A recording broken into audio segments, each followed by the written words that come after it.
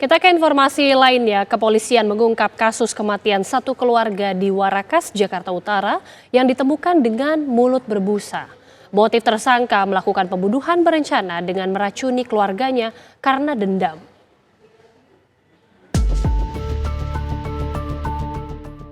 Misteri kematian satu keluarga di rumah kontrakan Jalan Warakas 8 RT 6 RW 10, Kelurahan Warakas, Tanjung Priok, Jakarta Utara awal Januari lalu akhirnya terkuak. Kepolisian Metro Jakarta Utara mengungkap tersangka tak lain adalah anak atau saudara kandung para korban.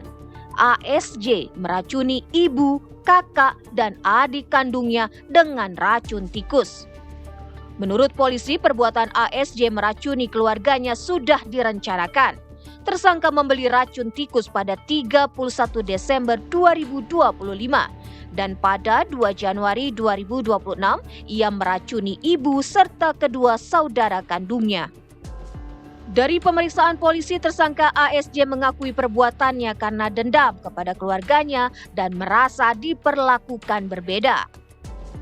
Polisi menyita barang bukti berupa panci yang digunakan pelaku untuk meramu racun, gelas, sendok, rekaman CCTV, serta ponsel korban dan tersangka.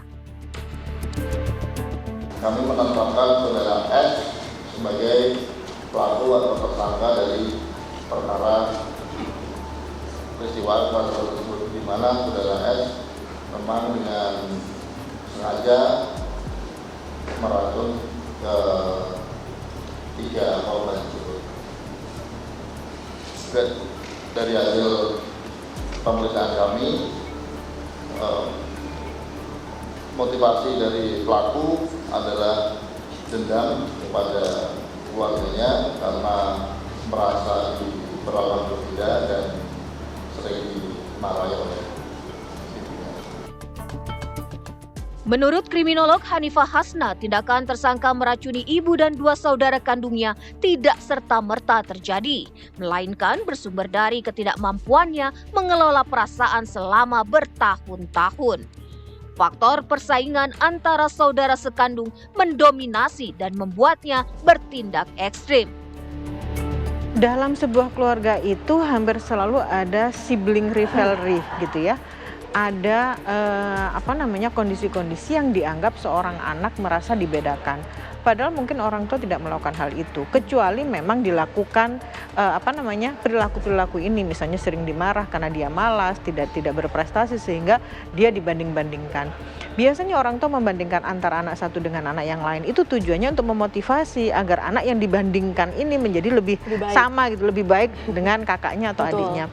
Tapi dampaknya lebih negatif. Iya, betul sekali, karena masing-masing anak kan cara menerima, cara mengelola perasaannya itu kan berbeda-beda, sehingga ketika dia diberikan motivasi dengan cara membandingkan, itu menurut dia adalah menjatuhkan harga dirinya.